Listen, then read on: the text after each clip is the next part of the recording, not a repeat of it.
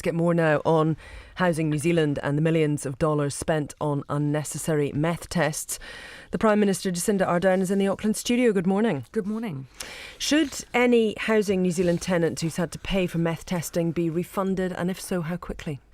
Yeah, of course, there were a range of situations under which some people during that period have been evicted. And what the Minister, I think rightly so, has asked for Housing New Zealand is for them to consolidate that information about those individual cases so we can see what went on. He hasn't ruled out in or out any potential options on how he'll respond to that report when it comes. But there will be some cases, for instance, where there might be a combination of antisocial behaviour tied up in that eviction. There might be other cases where it was much more straightforward. So I think it's right that he asked for that work to be done. But if it's about people who've had to pay money back on meth tests, never mind any other complication as to the eviction, but if people have had to pay for meth tests, should they be compensated? And we've put an end to all of that, so no one's paying that anymore, and that's right. But and as I say, the what Minister... about the people who have had to pay that? That people often in very marginal situations who've had to shoulder that along with everything else. And that's why we're having the Minister has asked Housing New Zealand to provide him all the details of some of those circumstances. Yeah, but Housing New Zealand thinks that should happen. You seem unwilling to add your voice to that. I know that Housing New Zealand is undertaking that work because they think it's only right that we look at those cases, and that's what we're doing.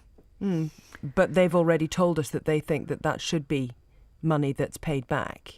As I say, do you not think that that's appropriate? No, I'm not predetermining. I do think we need to look closely at what's happened for some of those individual cases. And there are a range of them. And so the Minister has asked for that work to be done. And when it comes through, we'll be looking closely at each situation. Because as I say, you'll have some where there was remedial work, some where there are evictions and bans placed on people, some where they might be more complicated. But we need to look at all of those circumstances and find a solution that's workable for Housing New Zealand and for us, and that's what we're waiting for that work to be done. And presumably workable for the people involved too, because those formerly blacklisted, should they now be going to the top of the list? Absolutely, and let's actually come back to what happened when we first came in. 2 weeks it took us to say we need to look at this. We removed what was the automatic process that Housing New Zealand was going through of evicting people and blacklisting them. We got rid of all of that. We said, look, let's look at the science. That then came through and we've reacted. So we have had tenants really at the heart of the way we've been reacting to this. Now we need to take it that next step further and get the details of what's really happened in individual cases. But does it seem reasonable that if someone was blacklisted because of a meth test that now would appear to be nothing more than a piece of nonsense, should they then be at the top of the list, or will they have to join the waiting list at the bottom? Well, they certainly shouldn't be on a blacklist, and that's being removed. And my understanding is that the Minister's interested in making sure that those people are housed. So he's looking, again, that's some of the things that will be covered when we look at their cases. That is still unclear, though, as to whether they should essentially be given a bit of preferential treatment on this. Whether they should be housed Susie, immediately. If they're without a house, then they immediately are given that treatment because those who are without shelter are prioritised. But if they're not?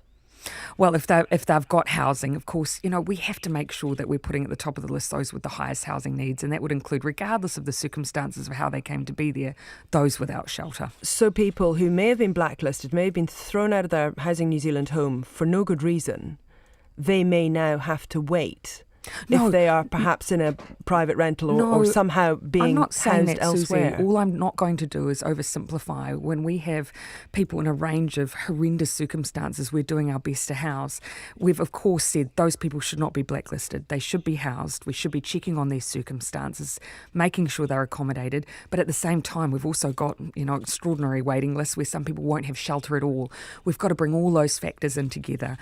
So what we're ultimately saying is we've fundamentally changing the way that Housing New Zealand needs to work with those who are in the highest need. That was the whole reason we got rid of this process in the first place. Are they due some sort of compensation as well, these people? Again, that's something that we haven't ruled in or out. We're waiting to see what comes back from the individual work Housing New Zealand's doing to check on the circumstances under which some of these people were evicted. Okay, if we can just briefly talk about the fair pay agreements that are proposed. Going back to the 1970s, says National. Yeah, I'd really like to know what they mean by that. It's a slogan that's been thrown around. What do you think they mean? I can make assumptions. I think it's lazy language.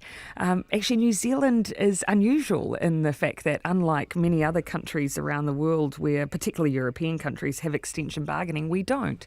But just to keep this in perspective, we're talking about a handful of agreements that may be negotiated in any given year, negotiated between employers within an industry and employees, and that actually there are employers themselves who have come forward and said to the Minister, we're interested in this kind of standard being applied to our area of work. And why is that? Well, you have, for instance, from time to time, large-scale tender processes for pieces of work where companies who might have, an interest in a contract will bid, and they'll be coming up against some people who will drive down the cost of that contract by providing cheaper labour, worse health and safety standards, and pretty poor conditions.